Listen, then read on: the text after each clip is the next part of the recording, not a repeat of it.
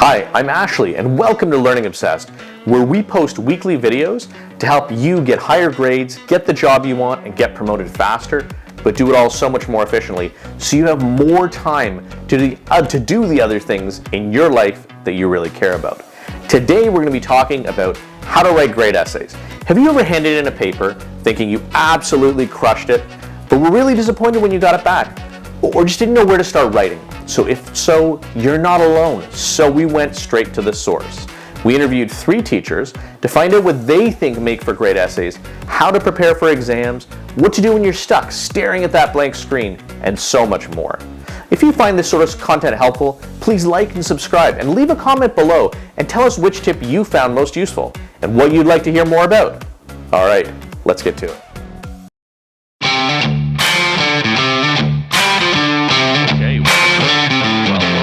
Thank you very much for doing this. It's a real treat to be able to get some insights from some teachers who are actually sharing with their students and getting essays and providing feedback. And hopefully, what we can do with this is give some opportunities for people who maybe haven't heard some of these direct feedbacks to get it right from the people who are grading your essays and who are able to provide some of that insight. So thank you to Janet, Clay, and Claire for doing this. I really appreciate your time. It's very generous of you, and I do appreciate it. And I think all of our viewers will appreciate it as well.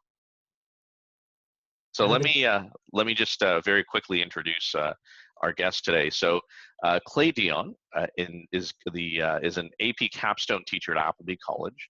Teaches both AP seminar and AP research, in addition to being a senior school English class teacher.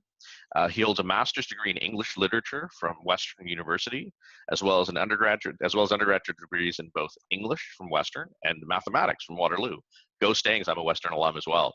Oh, nice. Janet is an AP capstone and English teacher at Appleby College. She holds a BA, a BEd, and a master's degree from York University, graduating from each program as a member of the Dean's Honor Roll. Presently, Janet is a third-year PhD student at the University of Toronto. Very impressive, Janet. Wow. Claire Kelly teaches AP capstone, seminar, and research, and senior English at Appleby College in Oakville, Ontario. Additionally, she's the director of curriculum and research at the school, helping to lead curricular innovation and pedagogical research. Claire recently earned her PhD from Boise at U of T in leadership, higher and adult education. Additionally, she's written 3 children's books from Rubicon Publishing. That's really interesting, Claire. I didn't know that about you. Mm-hmm. Excellent. Well, why don't we jump right on in? Thank you very much again. Claire, maybe if we can start with you. Considering all the different types of essays students will write in high school, can you maybe just talk very briefly about what you see as the most frequently encountered ones? Sure. Thanks, Ashley.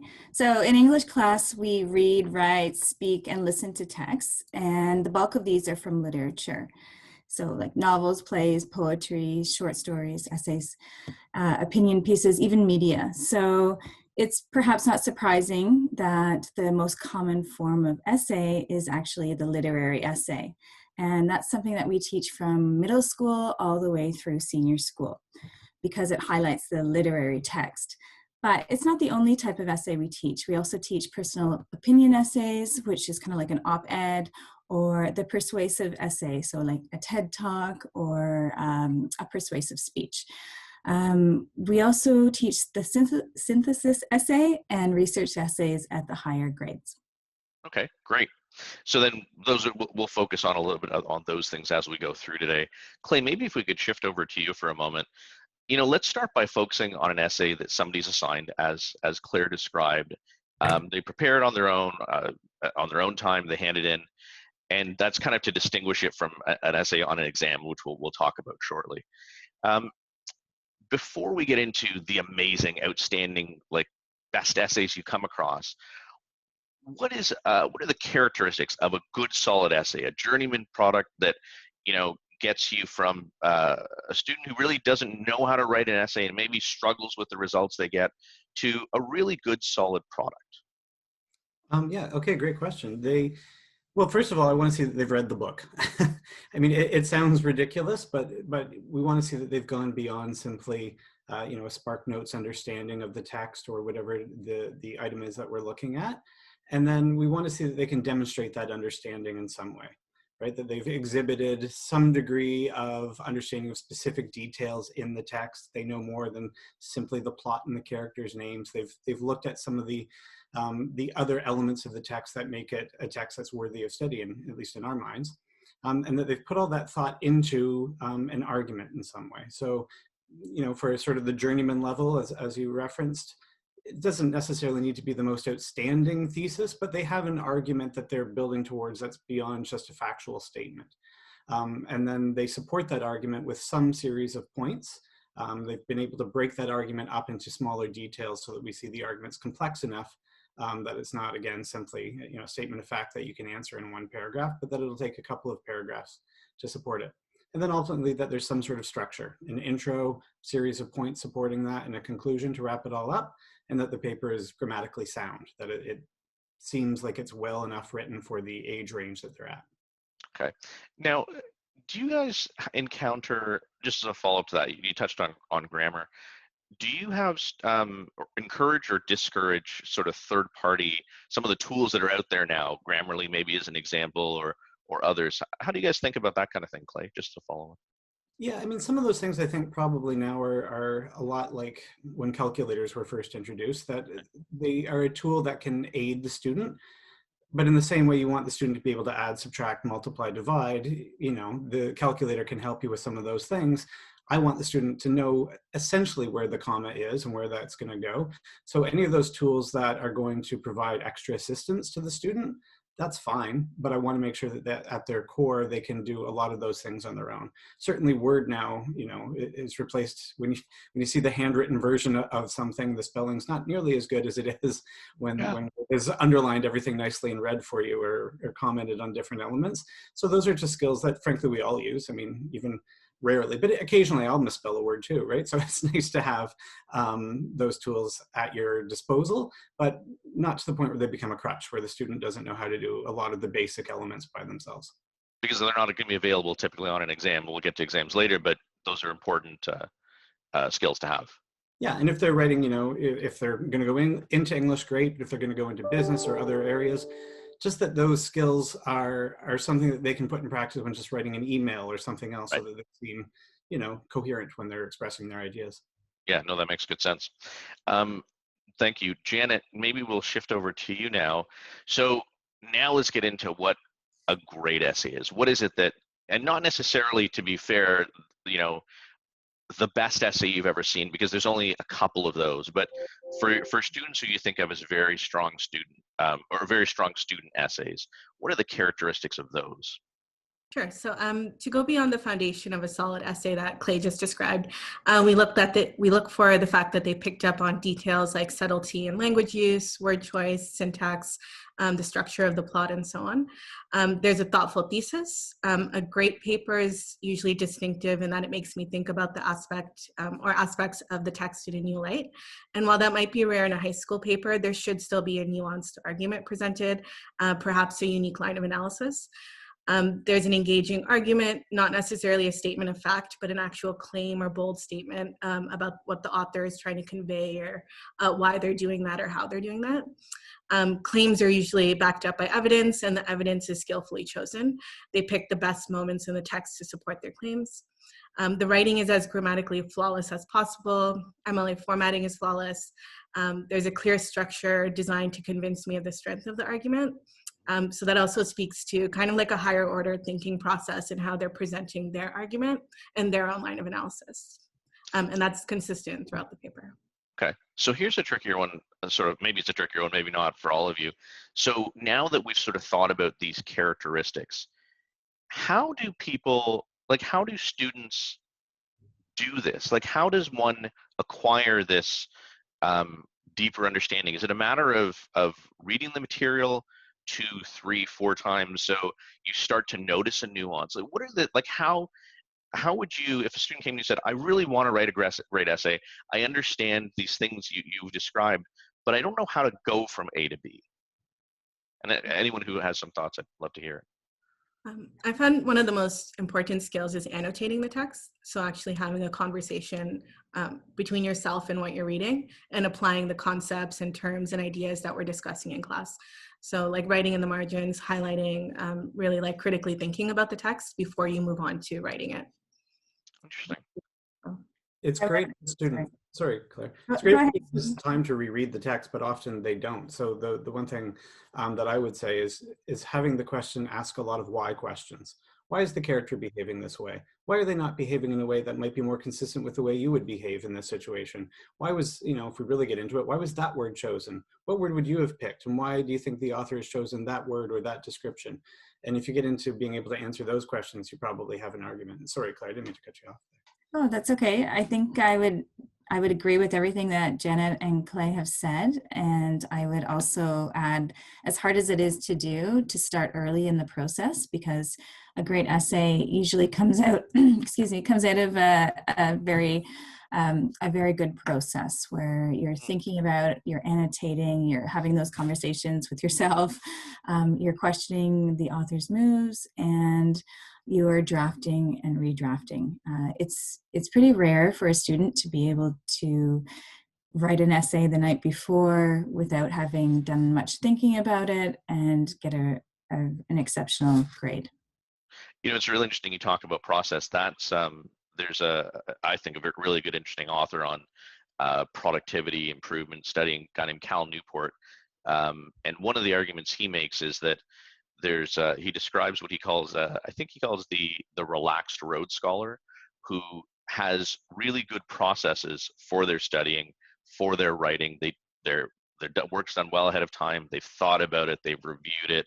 They've analyzed, what they're thinking. And in fact, they may spend the same total time as someone who works really hard and spends 12 crunch hours the day before.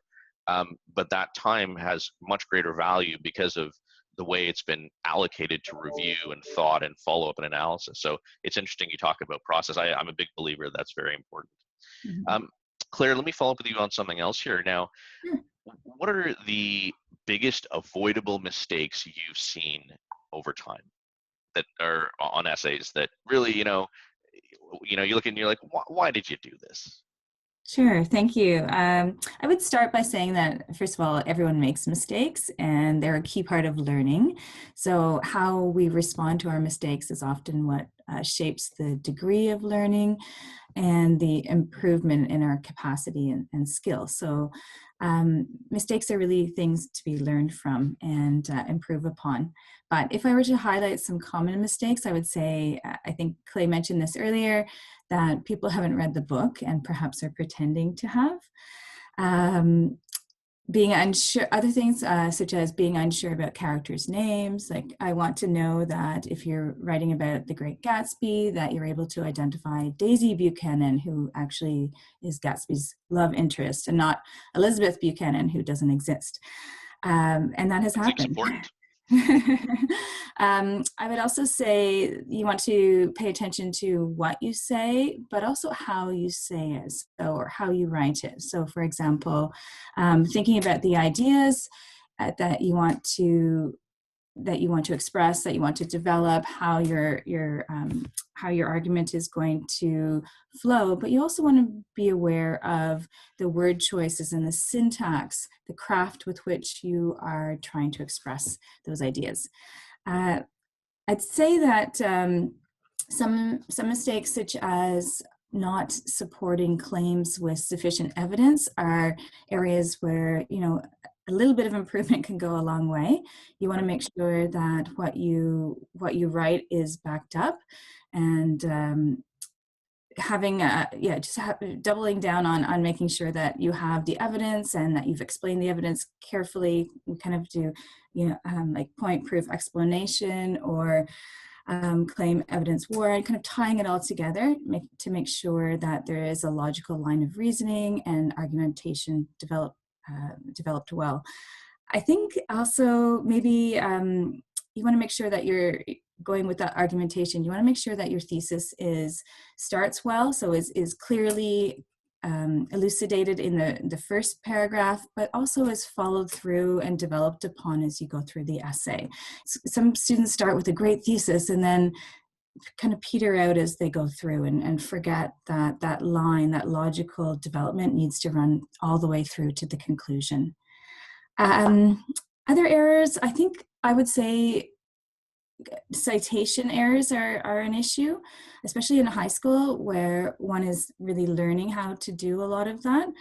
But it's important. If failure to cite properly can lead to all sorts of challenges, both in terms of grade, but also in terms of academic integrity. So we want to make sure that that's a skill that we embed early and well. I think making sure that a statement of fact, so a statement of fact is not confused with an argument. So when students are developing thesis statements, they might say something like, you know, Horatio in Hamlet is a loyal friend and the one true good character, and that is why he lives. And that may be a really nice thing to say, but it's not much of an argument. So an argument from that might be something like, Horatio is only a yes man to Hamlet, who offers no authentic support and cannot really be viewed as a real friend. That has more potential to be debatable and argumentative as we go through. So I think those would be some key things to watch out for. And as I said, the most important the most important thing to remember is to learn from your mistakes. Not learning from mistakes is kind of a big mistake. Yeah, absolutely. So there's some really interesting things there. And one of them obviously that jumps out is when you've received feedback, make sure you incorporate that feedback into future essays. Absolutely. Let me throw one open to all of you if I could, but I'm a big fan of audiobooks. I use them fairly extensively, but that can be different in an academic context. So I'm really curious for your thoughts. And I was going to say, I don't necessarily mean as a substitute for reading the book, but maybe that too. If you could comment on that more generally, and then how it applies in school. Well, I feel like I'm speaking a lot, so I'll be brief. But I think we had talked a little bit about audiobooks, and I believe that we feel that they're excellent, and I enjoy them just as much as you do, Ashley. But I probably as a teacher, I would not recommend them as a substitute for the text, because they're offering a different medium essentially into that world of the text. I'll hand it over to Janet and Clay now. No, I agree. I think we decided, or in our discussions, we said it's a good complementary or supplemental piece that can happen at any stage of their reading, but not necessarily take place of the actual book. Just because the type of assessments and work that we're trying to do with the text doesn't lend itself well necessarily to an audiobook all the time. If you're trying to like pull out quotations or like specific evidence, it would be harder to do that. And with that sort of, I think you touched on it a little bit as a sort of supplement. If I'm a student and I read the text and take stuff away, or we to discuss it in class, for example, and then listen to the audiobook. I don't want to put you on the spot here and get you in any hot water or anything. It would have fallen in the same category as, listen, if you want to watch Mel Gibson's Hamlet, or I think it was Mel Gibson who did Hamlet. Mm-hmm. If you want to watch the movie, that's good too. But this is our book is the primary source you should be using. Yeah, and I think an audiobook is more true to the text than a movie might be. So I would be more inclined to say use the audiobook. But I've also encouraged, and hopefully my colleagues don't get mad about this, I've encouraged my students to like read SparkNotes summaries when they need to, or like listen to audiobooks if they need to, if it's complementary or it's supplementing their understanding. But so the movie is a different ballgame. So movies are a different ballgame. That's fair. So what I'm hearing is it's maybe as a supplement if that feels useful to you, but don't use it as a replacement. Yes, exactly. Great. Okay, Correct. Let's shift gears over to thanks. Exams. That's a great call. So why don't we start with you, Clay? And again, you seem to be getting this question in both instances. Can you maybe talk about when you read an exam, what to you is a good solid paper somebody's written in that time constraint, written by hand without any sort of supplemental resources? Yeah. I've noticed I've got all the where's that average bar? That's no, that's great. No reflection on you. You're a Western alum. I have very high regard. I'm just teasing. Yeah, I mean, for an exam, it's a different thing. And the same thing for an in-class essay. If you're doing that, you have, an hour or a little bit over an hour, depending on the length of your class, to try and, sometimes come up with the entire argument and then express that. So for either an exam or an in-class essay, I think you'd be looking at basically a good first draft is what I'd like to see. The sort of thing that I could see if you had another, at least 3, 4, 5, 6 hours to work on this, this would become a very good paper. But right now, it's more got the spark of hope in it than it does necessarily have demonstrated excellence. I still want to see that there's an argument.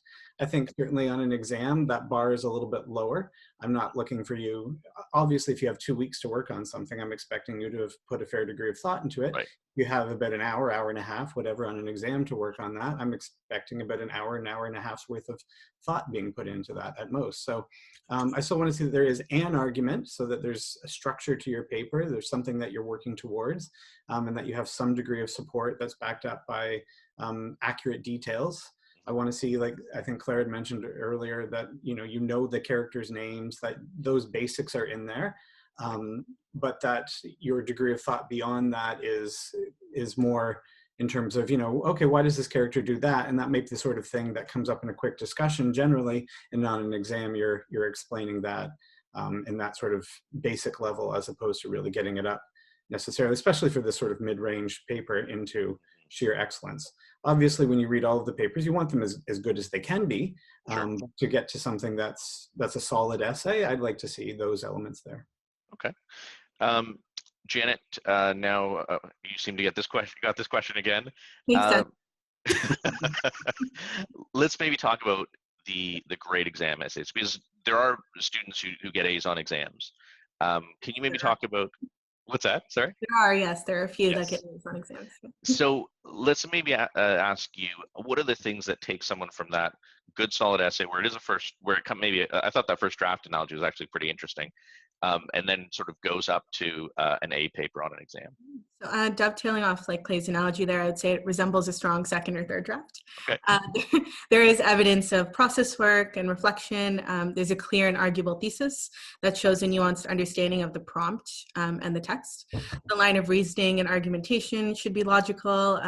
There are very accurate, specific details, sometimes quotes or quotations, or very specific paraphrasing. There's transition words that mark the flow of the argument, and there's thought given to organization. And I'd also say that the grammatical errors should be few and far between for a grade. Right. Okay. Claire, let me shift over to you for a moment, if I could. So I'm trying to think through and maybe talk about preparation for these exams. Now that we've talked about what makes a strong, solid paper, there's some advice out there that, and I'll let you get into as well, just sort of general thoughts on preparation, that coming in with a couple of quotations ready to deploy is an approach that has worked. And there's different instances of this where some would argue in favor, some would argue, square peg round hole doesn't do you a lot of good. I'm curious for your thoughts, and if when you think about the types of works that you assign, whether they be plays or books or whatever, do they lend themselves to having something you can pull out that is broadly deployable, that you could use in different instances? Kennedy said, ask not what your country can do for you, but what you can do for your country. And I think any one of us could deploy that in a bunch of different essays in a bunch of different contexts. So I'm sort of, in case I'm talking too much here, let me hand it over to you, Claire. Sure. Thanks, Ashley. I would say yes, but with a little bit of a caveat. So I'd say that using a quotation effectively can be really impressive, and we encourage our students to take pieces from the text, because textual evidence is kind of the gold standard, if you will. Okay. And certainly on essays, and if one can do that on an exam, it can be really impressive. I would say, however, that it's sometimes challenging because, as Clay and Janet mentioned earlier, just to expand a little bit on that, students tend to prepare certain ways for exams, and perhaps have certain questions in mind. They usually have a thematic sense or at least an intuition of some of the questions that might be asked. So they will probably do a little bit of preparation, and maybe they prepare 5 or 6 quotations that could be used in that particular thematic question if it were to arise. And that would work really well if they're right. Right. But sometimes, they might prepare something like, they often, I would say that some students tend to go for some of the easier pieces rather than some of the pieces that might be richer and more applicable in different contexts. So Right. Everyone can remember something like "to be or not to be," that first line from Hamlet's, Right. melancholy soliloquy. And so that's often one that's memorized, but it doesn't fit very well into every particular instance or every particular question that might arise. So you could use it to talk about Hamlet's conflict or his erratic behavior, but you might not want to use it to talk about his friend Horatio or about the queen and her relationship with the king. And so we often, context goes a long way, I would say, and making sure that the quotations that one does memorize are applicable, making sure that they are applicable to the question that's asked. I would also say that for some students, memorization is really difficult. And while we're not asking them to memorize, 6, 7, 8 lines, usually just a little bit, sometimes even that under the stress of an exam can be really challenging. And perhaps effort might be better spent in a really good understanding of the play, a good paraphrase, and using that in an exam situation. Interesting. Okay, that's great. Thank you. Clay, let me shift over to you actually and sort of draft a little bit off of Claire's response there. And this is with respect to preparing for exams. Claire alluded to this idea of sort of trying to forecast questions to some degree. There's certainly some subjects maybe lend themselves to that a little better than others. I'd be curious for your thoughts around English. There's other videos we're going to be doing on this channel about memorizing. That's something that you highlighted, Claire. Hopefully there'll be some interesting, valuable stuff for your students that comes down the road on this channel with respect to that. But as you think about preparing for an exam, start with, is it a good idea to think about what might be on the exam and prepare for that, and then maybe broaden it to how else students would be well advised to prepare? Sure. I think generally teachers are not looking on an exam to find out what the student doesn't know. We're trying to find out what they do know. In other words, I'm not trying to come up with a question that's kind of a gotcha question. I bet you never thought about this character that was mentioned once in passing on paragraph 78 of that, whatever. So we want to try and see that you know and understand the text and have put some thought into it. And so generally the kinds of questions that we are going to ask on the exam are going to be built on things we've talked about in class. So in terms of preparing, then think about what are the big themes that we talked about in class? What are the big ideas? What do we say about this character and that character, right? And, we may look at how this character relates to that character. How does Gatsby relate to Daisy? And so the question is more about how does Gatsby relate to Tom or something like that, Daisy's husband in The Great Gatsby. So that it's sort of a slight shift, but certainly thinking about if you have your ideas ready on one aspect of that, I think you should be able to use that to make the shift if needed on the actual exam. So any of those, well, the one thing we've maybe not mentioned enough is practice makes perfect, of course, sort of classical teacher adage. The more that you think about the ideas of the text and think about different answers and try to answer them, the more ready you'll be for whatever we do throw at you on the exam. But again, it should be based on things that we've already talked about. So any of that preparation that you've done in advance should be probably close to what we would ask on the test, or at least on the exam, close enough that you can adapt it in the moment. So anything that might help with that preparation for whatever the question, I think is going to be good. Looking over past feedback, I think Janet mentioned earlier, is generally just a great idea. So if you've already written an essay on Hamlet and you didn't know the names of of Hamlet's girlfriend is Laertes. No, that's your brother. No, that's a completely different text, right? Then make sure that you know that now, because I don't want to keep seeing the same mistakes coming up over and over again. And then, study with your peers. What else do your peers know? What are they thinking? Maybe they thought of a question that you haven't thought of, and you go, oh yeah, that's a good thing. I forgot we talked about that, or I was away that day, or whatever. That's probably a good strategy to make sure that you're as prepped as possible for the actual day. It's really interesting that you highlight that. Actually, I was actually going to ask you about that, because there's also this whole notion of there's two benefits that seem to come from that. One is exactly as you mentioned, that you might have not have thought about something that they're thinking about, so you get that incremental benefit for both of you. But then there's the whole notion of we really understand something when we can explain it to somebody else. Mm-hmm. So that might have some applicability here too. So that's very interesting. Now, Claire, just to jump to you for a second, any avoidable mistakes? Now we're talking about exams as opposed to sort of the essays someone would prepare. Sort of avoidable mistakes you've seen, again, in the context of, let's learn from these and save ourselves the difficulties in the future. Yeah, okay. I would say answer the question that's asked, not the question that you wanted to be asked. That's a key differentiator. And look at how the question's asked. Is it explaining? Is it discussing? Is it analyzing? Is it, comparing? Those terms actually do make a difference. I think I would also say, don't be afraid to argue the opposite of what the question is asking. So for example, if the question is going back to Hamlet, how is Hamlet a tragic hero? And 29 of your peers are going to write on how Hamlet is a tragic hero, it would be really neat for the teacher to read an essay on how Hamlet is not a tragic hero and how debatable that is. So that's actually a possibility as well.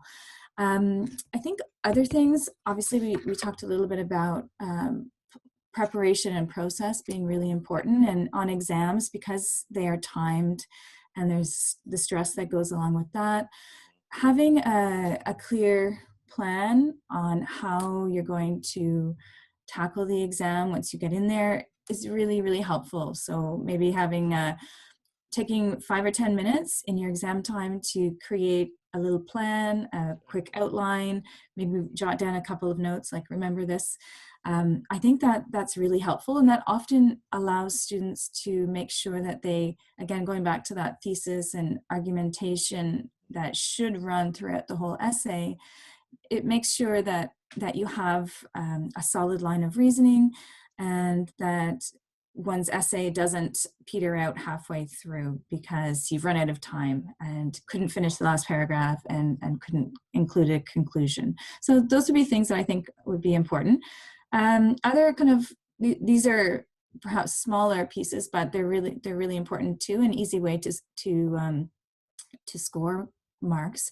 Remember things like the genre of what you're writing about, because for so long everything came in book form. Students might say the play is a book, so Hamlet is a book about this, but it's not a book, it's a play, and so you can use play or drama, if you will, because it really does make a difference if in terms of the detail and the precision and the thought that goes into an essay, if one is able to articulate the genre.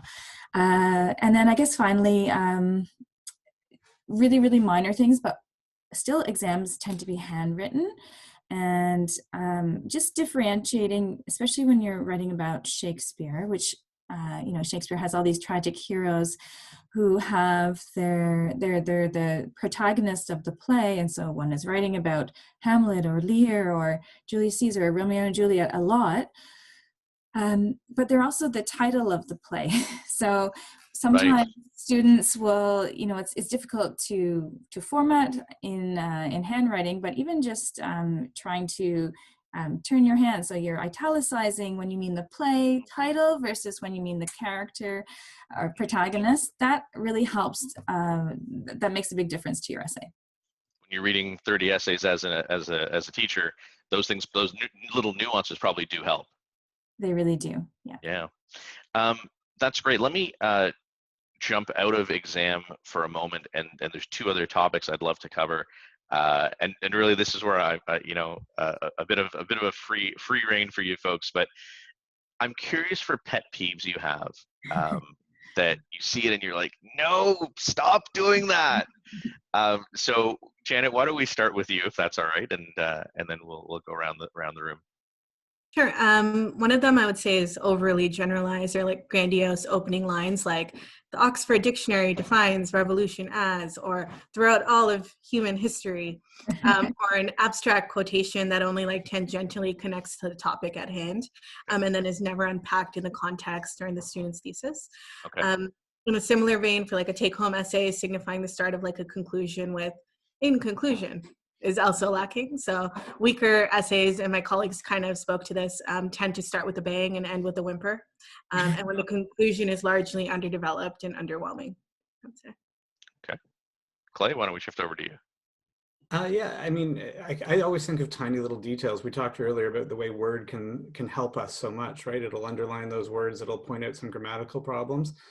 But Word has default settings that are not necessarily what you want. And Word expects that you're writing a business document, right? So it wants you not to indent. It wants to leave these big gaps between paragraphs the way typically, a reference letter or a business document is written. But that's not the way we do things in English. It should sort of look more like a book. I want to see an indented first paragraph. I don't want to see these big gap lines between paragraphs. I want it to just be sort of a normal amount of spacing. And I know that seems incredibly picky, but that's my thing. So I want to see it look like it's supposed to look, basically. And those, it can be hard to come up with a really complex thesis, but you can press the tab button, like that's there. I believe in your abilities. And then, beyond that, I want to see that when the whole thing was done and you came up with the essay, although I had a teacher once who said no title, no thesis kind of thing. So maybe you come up with that right when you're developing your thesis, but that you title your essay something beyond essay or Hamlet essay. Whenever I get an essay on Hamlet and it's titled Hamlet, I always circle that and say this name has been taken already, right? So come up with something that's more original and is your own. And then I guess maybe the last thing I'd mention really quick is run-on sentences, where you can tell the student has so much to say and they don't know where to stop talking. And you get big chunks of paragraph and it's really all one sentence, and it's just very hard to follow. It's grammatically wrong, but it's also just hard to follow the argument that they're trying to make by allowing them to kind of skip around like that. Okay, great. Claire, anything you'd like to add? Well, they've said so much already. I agree with everything that's been said. I have a couple other pet peeves, I suppose. I love when students use quotations, as we talked about, and I love them even more when they are integrated properly. And what I mean by that is sometimes students will find a fabulous quotation in the text and it's almost like it's dropped from the sky and just lands in their paper. I call it parachuting in. It's just, it's there and it kind of came out of nowhere. It wasn't built into, and there was no integration, and it just sits in the middle of the paper but doesn't do much because it's not linked to their argument effectively. Right. That kind of thing. So it kind of be like, okay, check, I got a quotation in, move on to the next thing. Yes, exactly. There's a little bit more to making it effective than just dropping it in or parachuting it in, as we say.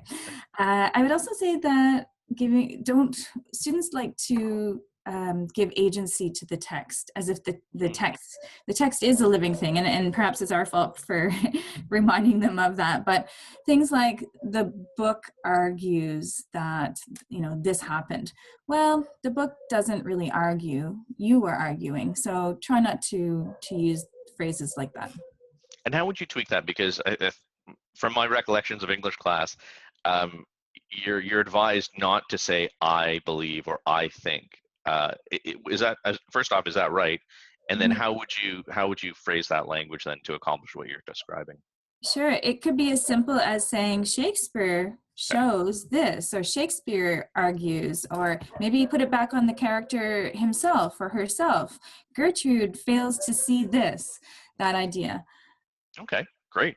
So a lot of real interesting stuff there. A couple of things too that jumped out, one of which you mentioned, Clay, which feels like it's been a bit of a running theme through our conversation, is if indirectly, recognize that somebody has to read this. So to make it as readable as possible. You know, some of the run-on sentences and things like that, you know, a sentence this long, you know, that's hard to read for the reader. So consider that as you're writing an essay as well. I think that's Totally. Yeah. And Claire mentioned earlier about, you know, having your essay stand out from the crowd, the one student that argues something different from everyone else. I mean, we are human. We try to approach each paper objectively, but as you mentioned yourself, you know, you're marking 30 of these papers. They all start to sound the same. You're marking the exact same problem 30 times. You start to feel a little defeated. Like, didn't I teach you this properly? But when that one student's paper comes out and you're like, oh, you did something different, you can't help but to be like, well, you know, that's, thank you for trying something different and making this more readable and enjoyable for me. Yeah. So this has been a really fascinating discussion. There's one more question I'd like to ask, sort of stepping back again, and it's more related to the process of writing essays. How do you suggest students manage the terror of the blank page, you might call it? You're looking at the screen and you're like, I have an essay to write, and even if it's well ahead of time, and there's that initial period where you're like, I don't know where to start. I don't know how to move the ball forward and get my momentum going. Be curious for any of you who have some thoughts on that. Why don't we start with Claire? Claire was the final one in the last round, so maybe we'll start with her if that's okay.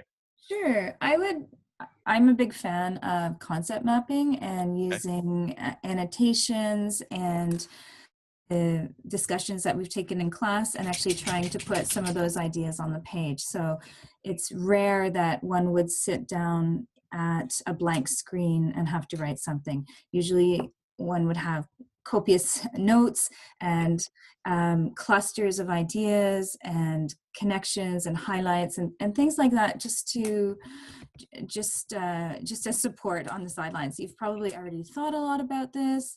You have a good sense of where it could go. Now it's a matter of making sure that one is addressing the question and using what you've already prepared to get started. Okay. Janet, you want to jump in? Any thoughts Yeah, there? I think by the time that they're putting pen to paper, like hand to keyboard, we would have approved a thesis statement at this point. So I would let that be your guiding framework. I also wouldn't be afraid of reading other people's interpretation of the work. Not getting too inspired by it, of course, but I think there's a lot of valuable interpretations out there that would help. But yeah, it just comes back to that initial process work, getting your thesis approved or like talking to your teacher about that beforehand, and then letting that be your guiding framework. I was always one of those people that just sat down and wrote an entire paper and then go back and like tweak and edit. So like the mind mapping works really well too, but I recognize that everyone has a different process in how they approach it. Clay, anything you'd like to throw in there?